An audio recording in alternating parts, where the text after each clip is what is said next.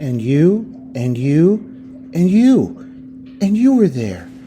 Some of it wasn't very nice, but most of it was beautiful.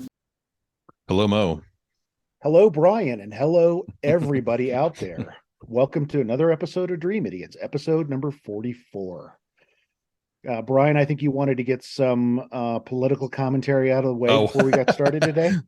well, it wasn't it was sort of the red stain. It wasn't really the red tsunami that we were fearing. So, congrats all around to folks out there that that hopefully are no longer being represented by Republicans.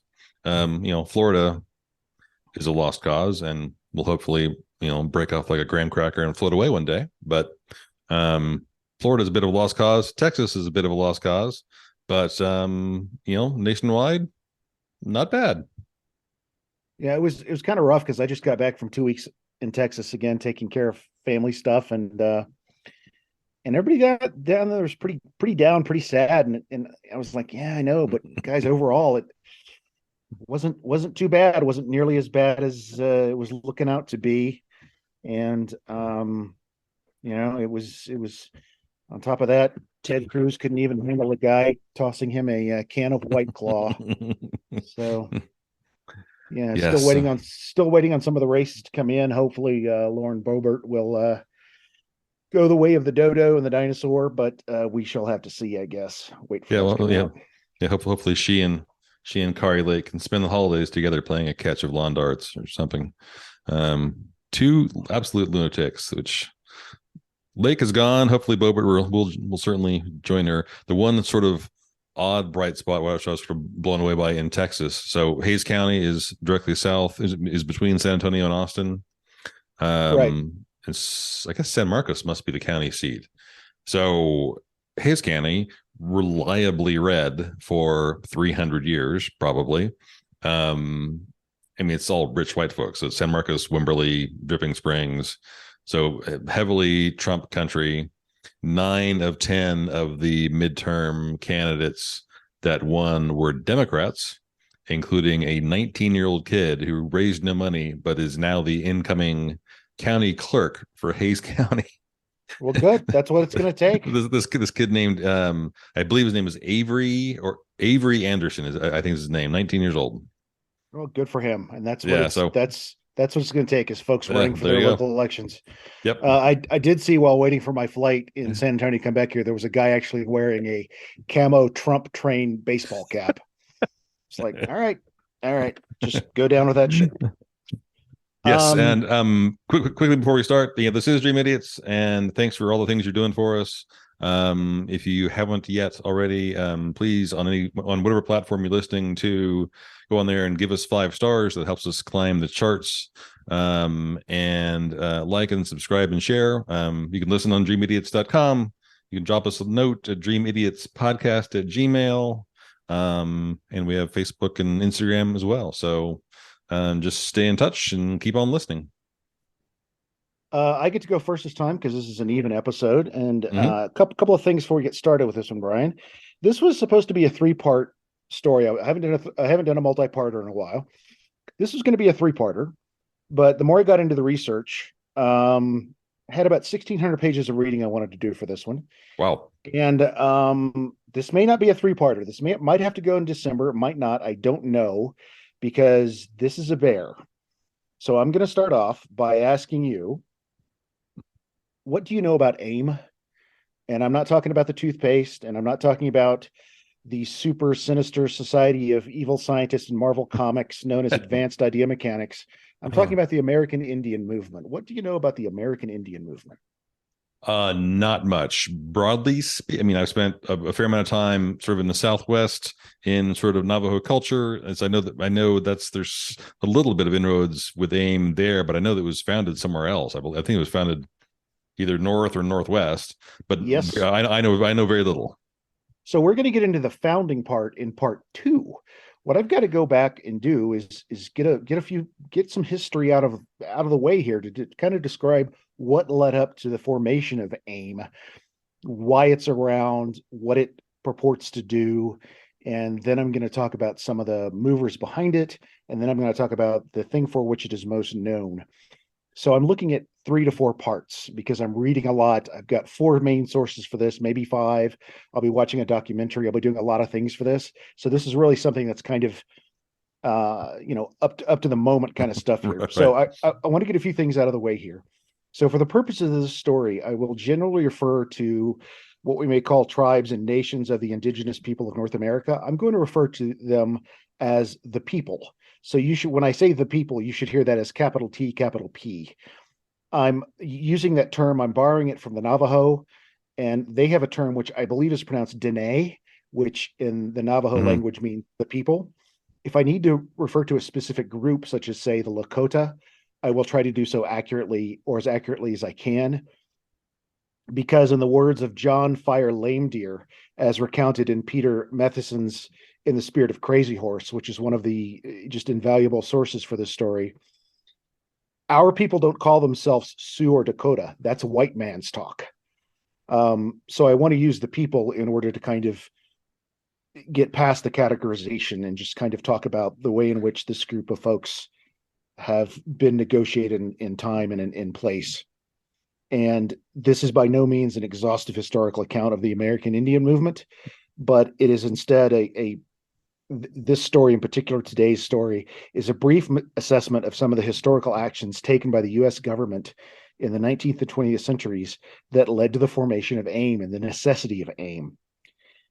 And when I use the phrase historical actions taken by the U.S. government, what I mean by that is unmitigated fuckery. Okay, which I believe is a historically accurate term. Many historians have used that term, yes. Yes, they have. Dolores Kern Goodwin was going to call one of her books unmitigated fuckery, but she was advised against it. So again, in words from In the Spirit of Crazy Horse, racism against the people is one of, quote, 400 years of betrayals and excuses, and that today we have seen over a century of enforced dependence, poverty, bad food, alcohol, and despair. Most studies of Indian history and culture avoid mention of the 20th century. And I'm going to get into the 20th century because I want to lead us kind of right up to the point today where AIM starts. So I'm going to try to get us from roughly the 1850s to up until the mid 20th century, say. That's where I'm going to try to get us. And I'm going to try to do it by a series of legislations and actions taken by the government. So let's start with the Major Crime Acts of 1859. This was something that was passed by Congress. The Supreme Court case had a case in front of it where they overturned a death sentence. There was a white circuit court in the territories in the Dakotas about a man called Crow Dog. He was a Lakota, and he shot and killed his cousin, Spotted Tail. The reasons for this, which were unclear. Some say they were involved in a love triangle and were after the same woman. Others saw it as a means of wresting power away from Spotted Tail, who was seen by some as subservient to basically the United States government, and that Crow Dog was actually trying to regain some independence for the Lakota people. Congress seemed really angered by the idea that there should be any kind of sovereignty on the part of the Lakota, because what the Supreme Court said was basically in the case that no, a circuit court can't come in and say this man Crow Dog deserves the death penalty because we have no business interfering with the laws and things that are going on the reservation. So no, right. You don't have any jurisdiction over what happens there. Congress didn't like that. So they passed this Major Crime Act, which gave federal jurisdiction and authority to the government for major offenses on reservations. And the sticky term there is major offense. Because if you have that major offense, that's a slippery term there that could make the act extremely useful for the U.S. government. Okay, so that's one thing to take into account, the Major Crimes Act of 1859. And throughout the latter part of the 19th century, we have the continued extermination of the buffalo. Since the westward expansion of white settlers, the buffalo population was slowly whittled away on the North American continent. At one point, there were between 30 and 60 million buffalo. And a lot of the people used every part of the buffalo for their survival, for clothing, for tools, for food. And it was extremely important when a lot of the people started using horses for hunting, and so forth. By 1883, the last huge herds had been virtually extinguished. I mean, the buffalo was almost destroyed to extinction. A bill to protect them, at the last minute, sat unsigned on President Grant's desk. And typically, as I understand it, if a president doesn't sign it, it becomes law, right? Unless the president does it at a certain time where the Congress will not meet again. And that's called I believe that's called a pocket veto. If you do it just right and time it to where Congress will not return for a session, in other words, it'll turn over to the next calendar year. Congress didn't return, and so it just sat there on Grant's desk, didn't get signed, never made it into law. Okay. So Major Crime Act takes care of laws, allows you to exactly dictate what laws are on reservations. You take away the means of food, of tool making, of cloth making, with the buffalo. What's next? Well, the history of North America, there was an Episcopal church set up by the Pine Ridge Agency near the Pine Ridge Reservation in 1878. And we might look at that and say, well, that's nothing compared to, say, Mission Trail in San Antonio, where the Catholic missions throughout the Southwest have been there. So this is not like this was a new effort on the part of Christian religions to Christianize the savages, right, as they would say. And by 1881, they went one step further. Not only were there, and this is what makes this important as comparison to, say, Catholic missions, and as I understand it, the Sundance was outlawed, which is a very important part of the Lakota tradition. The Sundance being the piercing of the skin with needles and hooks. And it's from an outsider, it looks like self-mutilation. But the scars that result from the Sundance are a very important part of one's identity within this particular tribe's social structure. Right, their culture. Right. So, right. And so by 1881, that Sundance was outlawed. Okay, so now you're circumscribing their religion.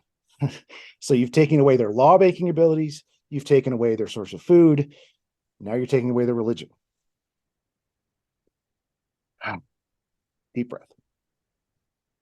The General Allotment Act of 1887. This is also known as the Dawes Act. And Henry Dawes is a real dick. Basically what the Dawes Act said is that each male, the term they used was Indian, could get 160 acres. Any surplus land left over from this would get purchased by, guess who? The government. Right. And then resold to, guess who? White settlers. White settlers, right. Yep. And most land was eventually lost in this way because the people were not acquainted with the rules of this white man's game of ownership of land. Right, because in their culture, you didn't own land, right? The people were used to this idea that no one person can own the land. Now, Matheson, from In the Spirit of Crazy Horse, points out that some people in Congress knew exactly what the Dawes Act would do. Here's a quote from an unnamed congressperson. I'm going to say congressman, because most likely that's what he was. Right. If this were done in the name of greed, it would be bad enough. But to do it in the name of humanity and under the cloak of an ardent desire to promote the Indian's welfare by making him like ourselves, whether he will or not, is infinitely worse. If you're going to be a shithead and take stuff, just say you're a shithead and take stuff. Don't pretend like you're doing it for the betterment of this group of people, right? I mean, at least it's honest. It's still shitty, but at least you're being perfectly honest. Right. It's kind of like the difference between, and this is going to get me in trouble, but one of the reasons I always like a player like, say, Bill Lambier, he would admit it. Yeah, I'm a goon. Of course I'm a goon. Yeah, I get out there and foul everybody. Yeah, right. Right. Kind of like that better. In general, though, the prevailing attitude was that the people would die out because they rejected this notion of individual ownership of the land. Senator Henry Dawes, they, meaning the people, have got as far as they can go because they own their land in common. Right. Because they're communists, Bryan. Because they're communists, they're going to die out. Yeah, they're savages and or they're simpletons and they don't know any better, and it's our job to bring them along, Because right? owning individual stuff and competition is the way to go. Capitalism. Okay, so we get to number 5 on my list. The Bureau of Indian Affairs, once known as the Indian Bureau.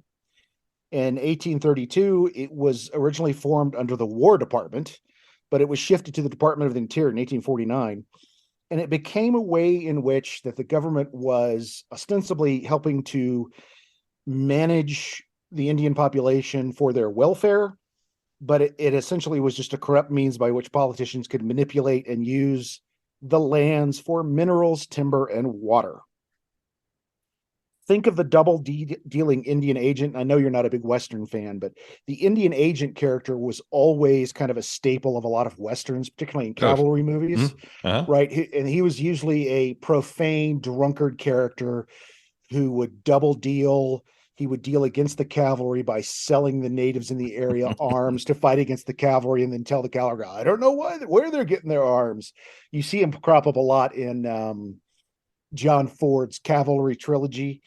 And they're usually seen as the villains destabilizing the peace between white settlers and the people.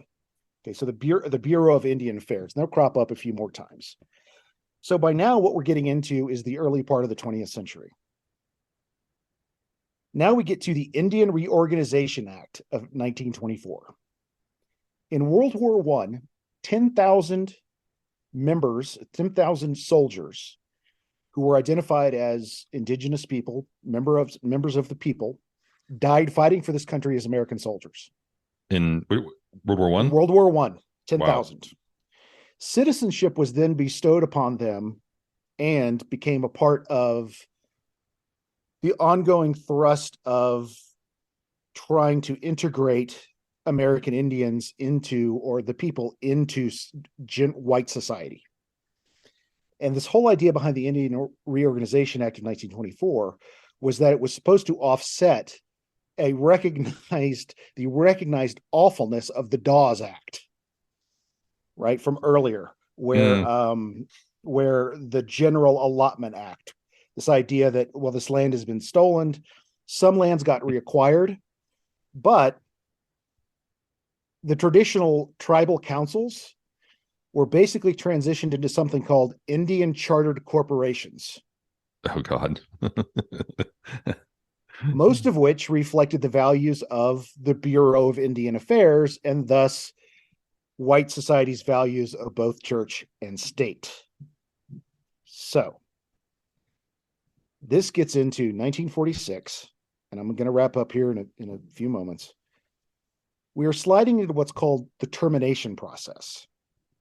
What is the termination process?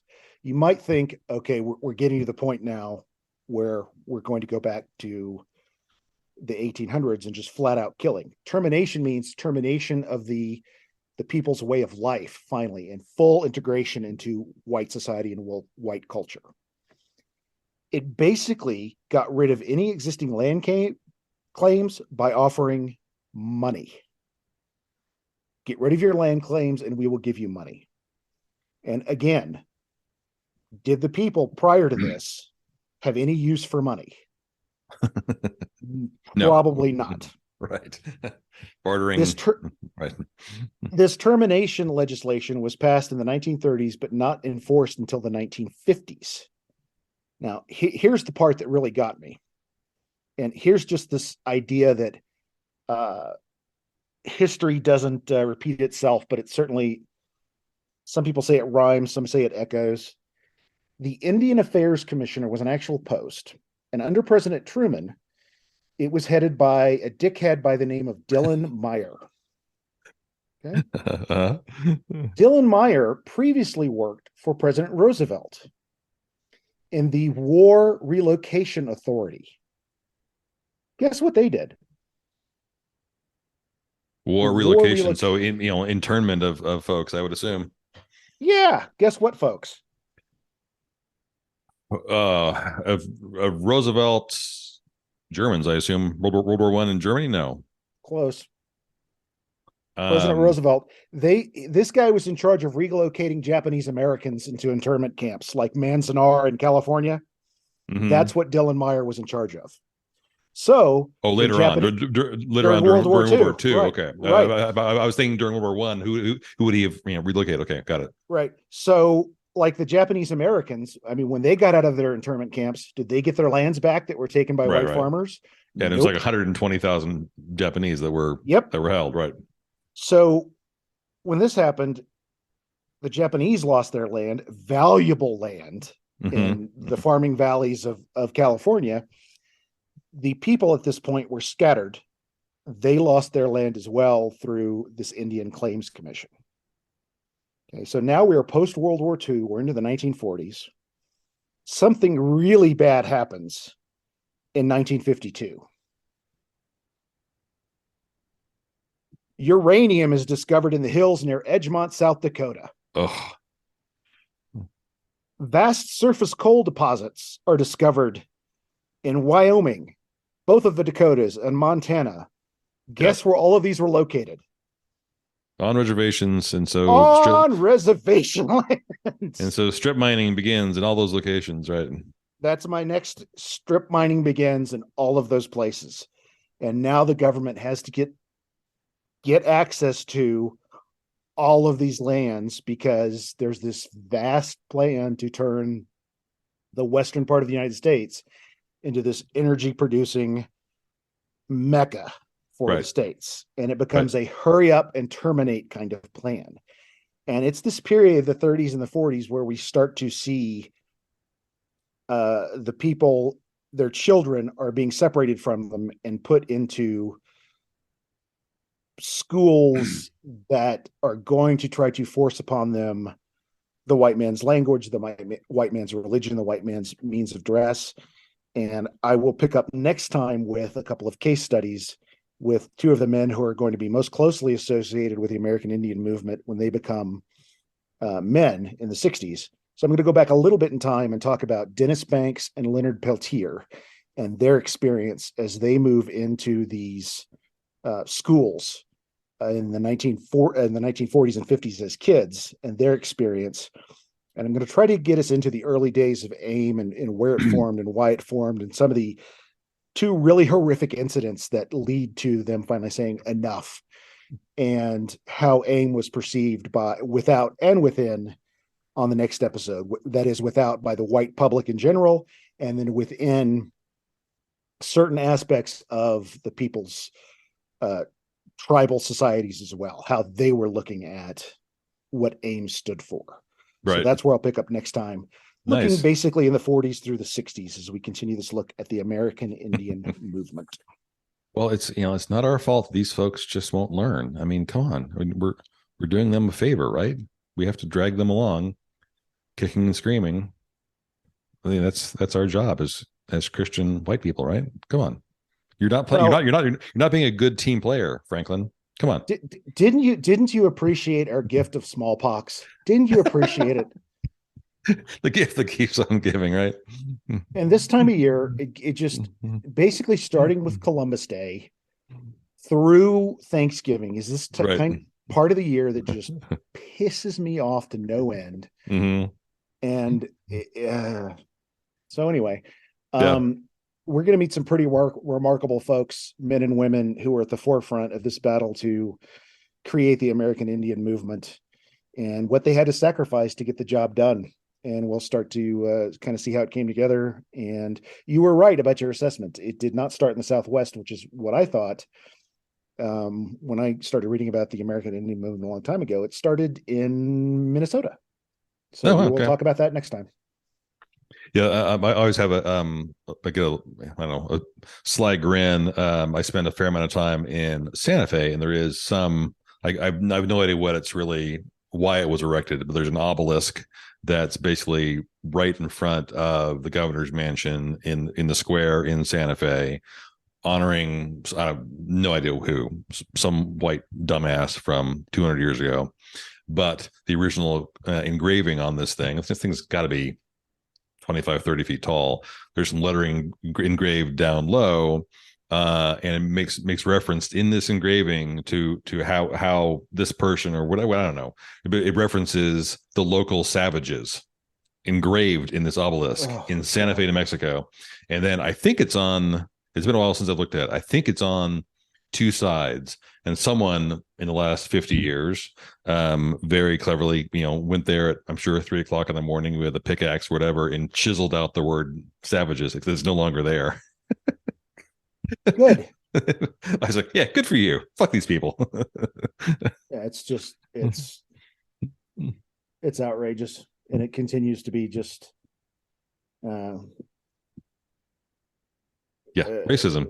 Yeah, and it's and if we look at like the pipeline from a few years back and just the continued abuse of the people in this country, it's right. Absolutely. Yeah. Couldn't agree more. Thanks. It's super, super cool and great stuff. And it's kind of thing where it's like, this is not fun reading, but it is absolutely necessary. And I read In the Spirit of Crazy Horse and Bury My Heart at Wounded Knee a long time ago. So it's interesting to come back with it in the eyes of a 50-year-old as opposed to like a 25-year-old when I read it the first time. Right. Sure. Yeah. Yeah. All right. Let's lighten it up, hopefully, with a curse word of the week, Bryan. All right. Here we go. It's time for the Dream Idiot's curse word of the week. All right. Curse word of the week this week comes to us from a book that I'm calling the Dream Idiot's Bible. Uh-oh. I've got my copy here. The Pocket Dictionary of the Vulgar Tongue, the Dream Idiot's Book of Common Prayer. The word this week is a word that would absolutely apply to you. It would apply to both of us. The word is wordpecker. Wordpecker? Wordpecker. Wordpecker. Wordpecker. Okay, so I've got to be up front and honest. I have flipped through this, but I've not read it book cover to cover. I'm guessing a wordpecker is someone who is has a certain amount of persnicketiness about the language and will comb through archaic texts to try to find just the right word for just the right situation, and maybe is kind of pedantic to the point of being annoying about words. No, not that severe. A wordpecker is someone who's just someone who pulls out his penis and hits it against a typewriter while standing in front of the Taj Mahal. You did read this one. Okay, there you go. No, a wordpecker is just someone who likes wordplay and who likes puns. And you, as we learned in the college game edition, more than once, that you're a fan. So you, sir, are a wordpecker. Well, you damn wordpecker, you. Yeah. So a punster, one who plays upon words. That is, and I guess with me, you could actually put to the mutual pain and suffering of all around him. Right. At least Absolutely. In the college game editions of. Okay, wordpecker. I plead guilty to that. A wordpecker. Okay. Good. Yep. There you go. I mean that in the best possible way. But, all right. So we're going to shift gears here a tiny bit and get into something. I saw this story and wanted to include it here, even though, as I've stated before, we've made the disclaimer that we are not a true crime podcast. But this is a crime. And I wanted to share this because I thought it was too funny, and there's a connection that, Morris, I think you will like. Before I get into the story itself, I should say that I'm a person. I am in recovery. I used to be someone who enjoyed watching police procedurals on TV. I was a pretty heavy user of CSI and Law and Order and Law and Order Criminal Intent and Law and Order Sport Utility Vehicle and all those programs. And then I realized at some point in the last 5, 6, 7 years that they all essentially have, every single episode of all those shows have the exact same approximate formula. A crime is committed. The police, because they are inept or self-serving or whatever, they make some mistake. They don't read the principal character's rights. They don't wait for a warrant. They cut corners because they do things their own way. You know what I'm saying? And they don't apologize, and they don't appreciate folks coming up from downtown in their nice suits telling me how to do my job. Yeah, I tuned him up. Yeah, I lied. And maybe he walks, and maybe he's convicted in spite of this. But, you know, a good cop's career is ruined and scene. Basically, that's every single episode of Law and Order ever. So you're welcome. I just saved you, I don't know, 1,000 hours of having to watch any of these shows. So I'm not quite sure what you even call this. Is that a stereotype, or is that a trope, or is that a what? The notion of the police detective who is tough-minded and goes his own way and dirty Harry and whatever, right? You know, it's possible that TV dramas take this approach because it's more dramatic and it creates conflict. And, you know, but it also just could be a reflection of reality and the fact that there are a lot of folks in law enforcement who are really, really bad at their job. The older I've gotten, the more it's become increasingly clear to me that there are a lot of people who are wrongfully convicted. It's not like, I mean, there are lots of people in Texas, especially, who are locked up. How many of them are innocent? I don't know, but I guarantee it's not 0%.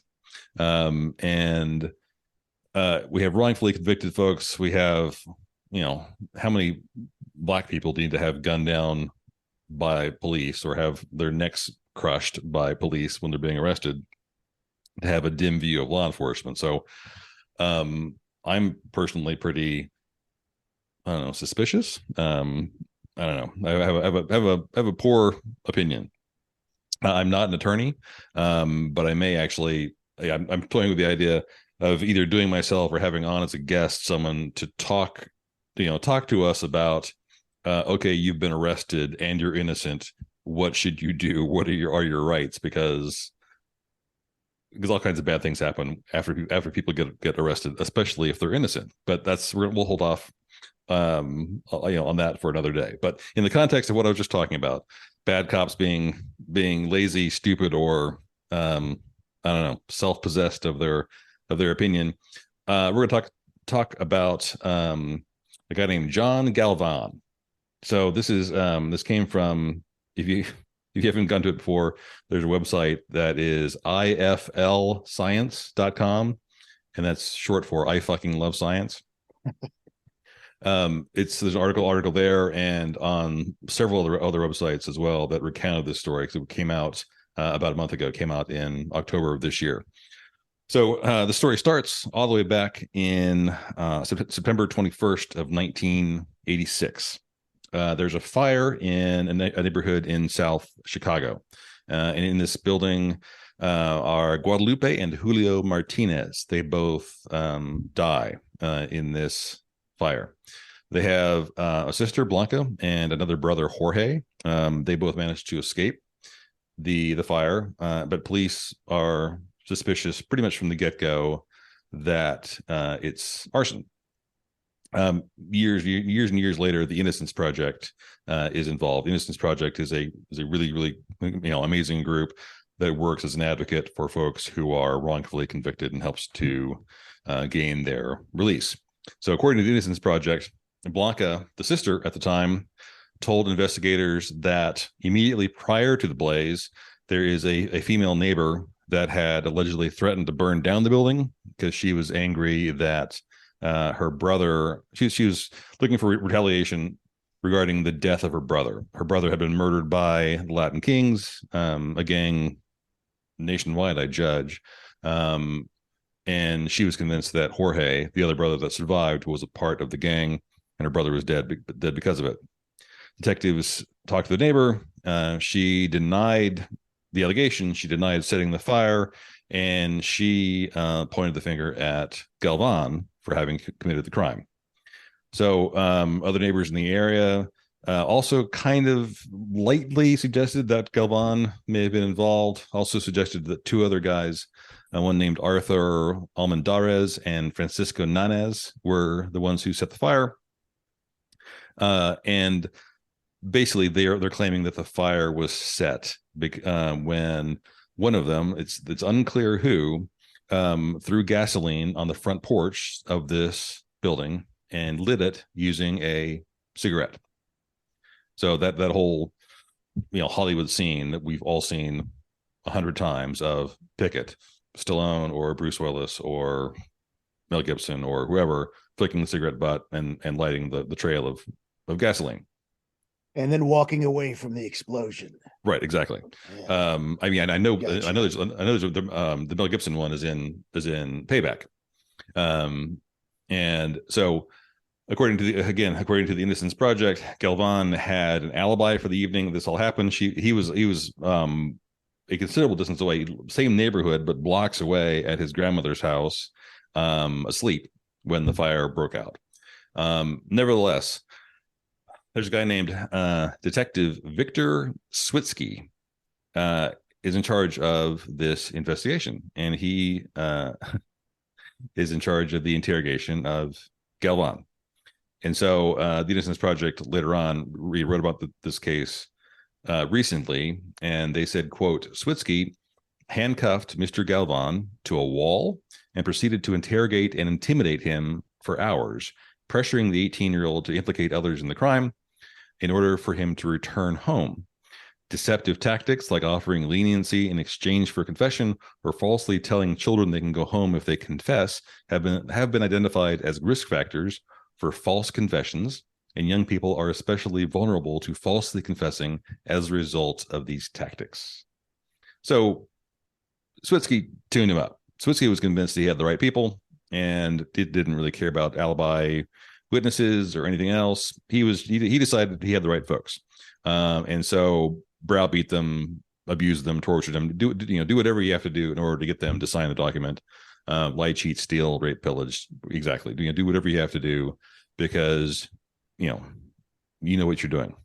So all three of these guys were arrested. They were out free for a while, but they were arrested 9 months later after the fire. They go to trial, and all three of them, Galvan, Almendarez, and Nanez, are each convicted of first-degree murder and aggravated arson, and they all receive sentences of life in prison without the possibility of parole. Good Lord. So Galvan says all along that he is innocent, and he's complaining the whole time that Switsky and others in law enforcement coerced him, and he signed this document just because he was basically being held against his will. He was, the police basically kidnapped him effectively. What year was this, Bryan? 80. So the fire was in 86. Okay. So right. September 86. So spring of 87. So not that long ago.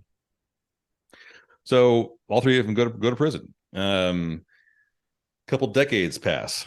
We get to the early 2000s, and Galvan is now been in prison for 21 years in 2007, and he is watching TV in prison and catches an episode on the Discovery Channel of a show that I'm not sure whether you and I have ever talked about this show, but a show I always liked and appreciated, Mythbusters.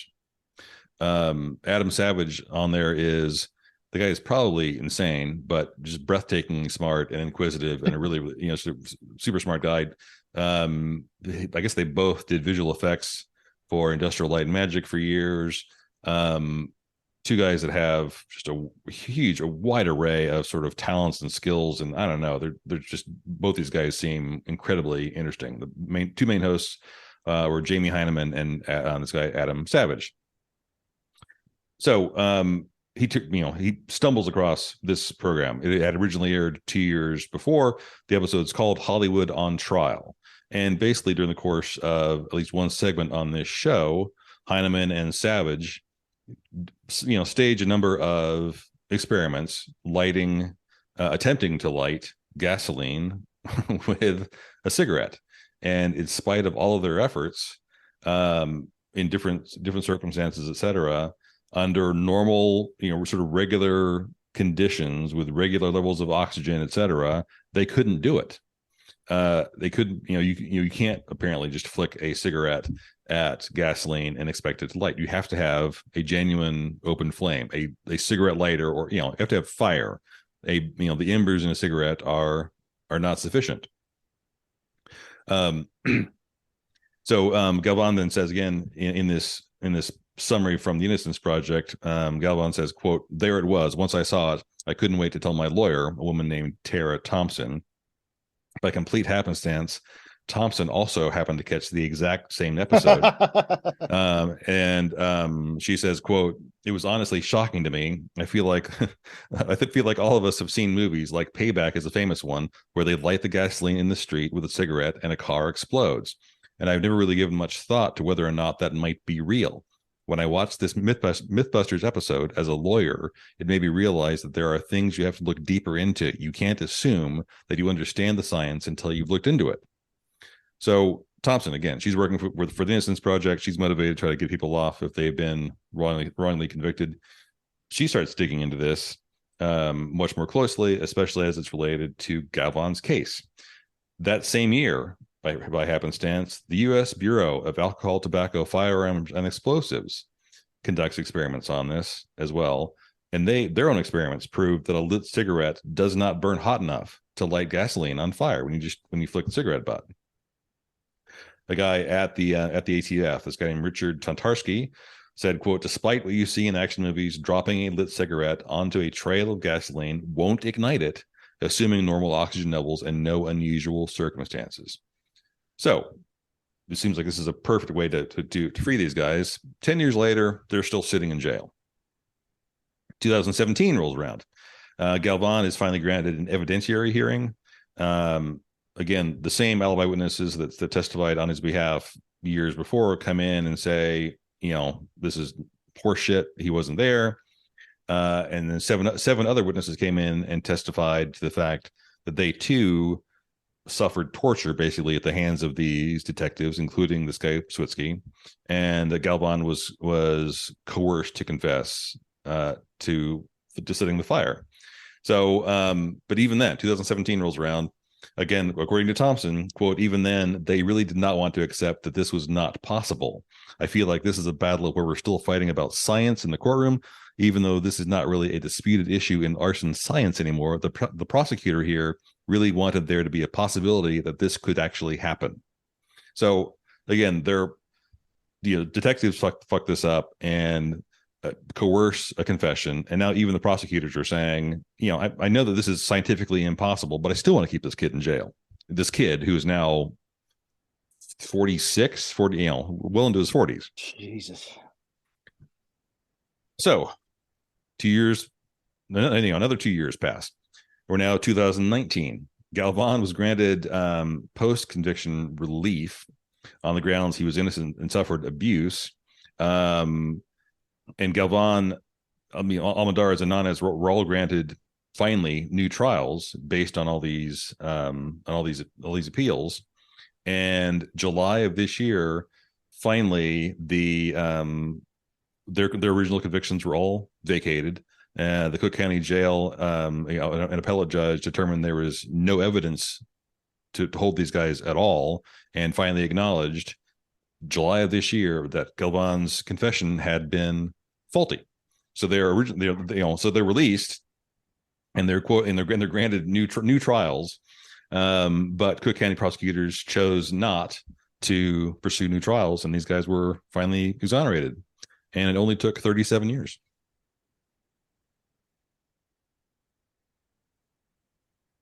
Well, so there you have it.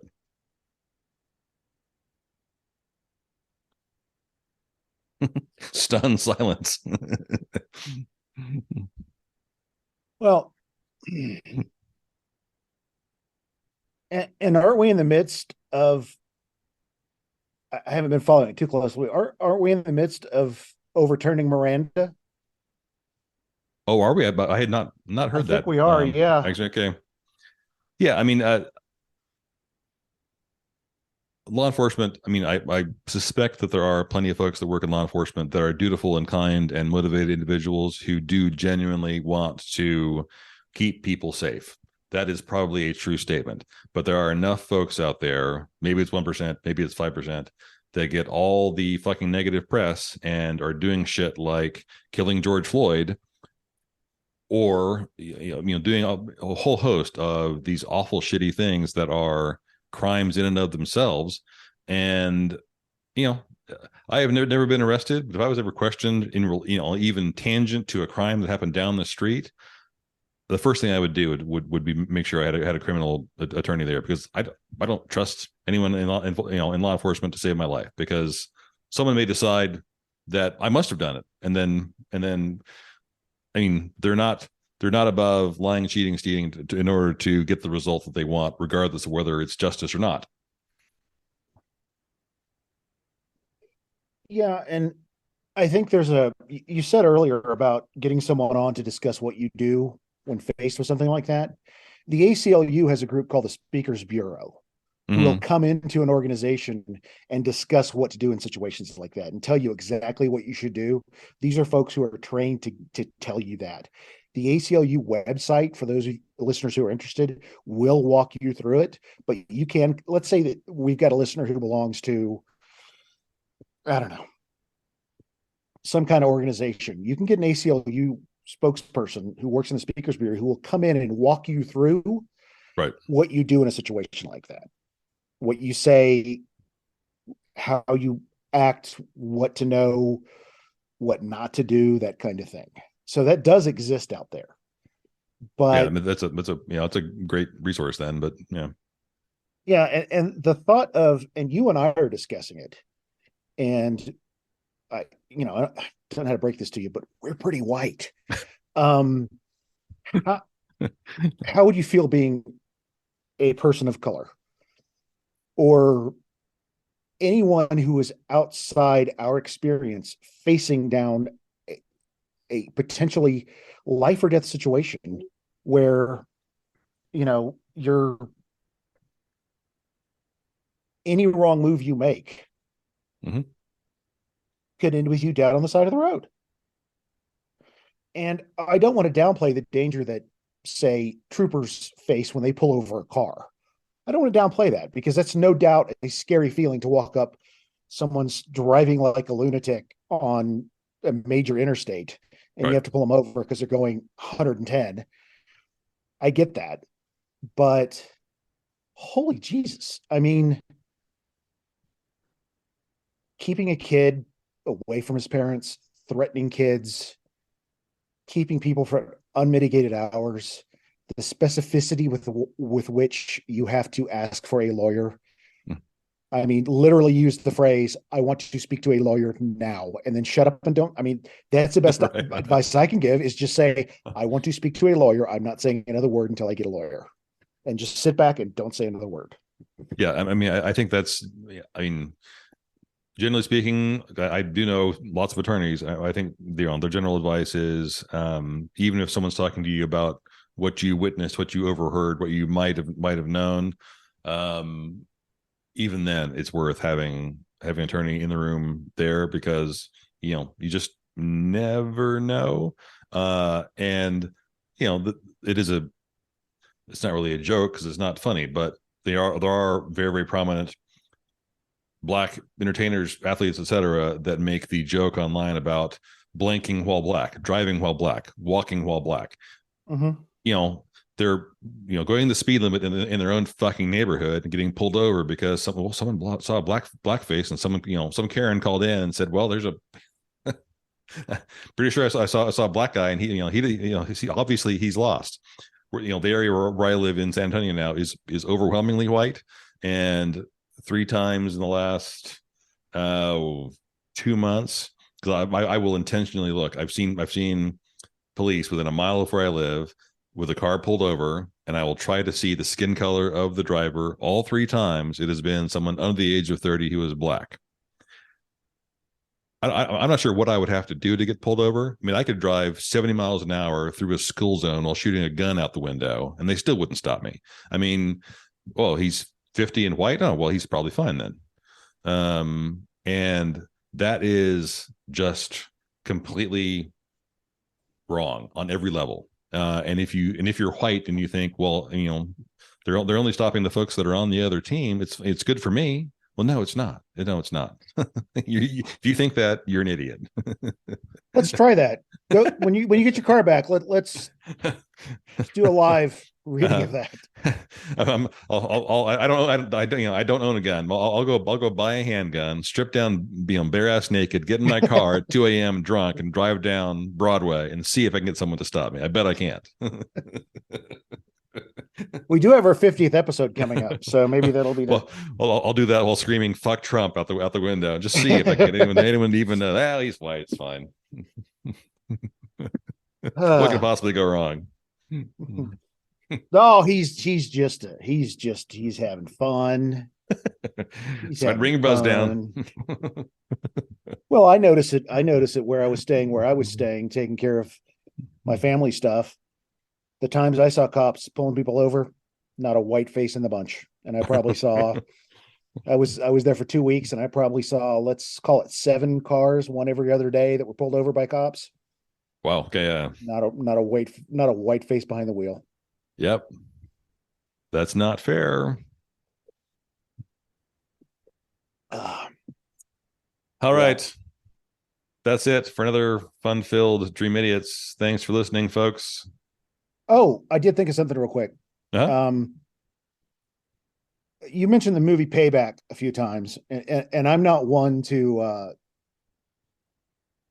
like Mel Gibson, but I like that movie. I like that movie a whole lot. Yeah, he is my kryptonite. I'm not a fan.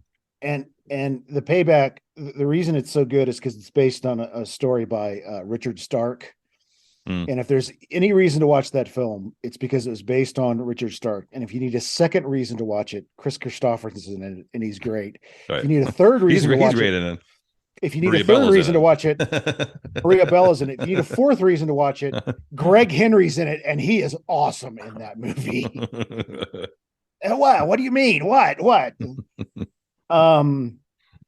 Yeah, Payback is I remember when it came out, Ebert hated it, and I was like, I kind of like it. And then I figured out it was basically a remake of the first Parker book, which was made with Lee Marvin and Point Blank. And I mean, it's been made several times because it's the first Parker book.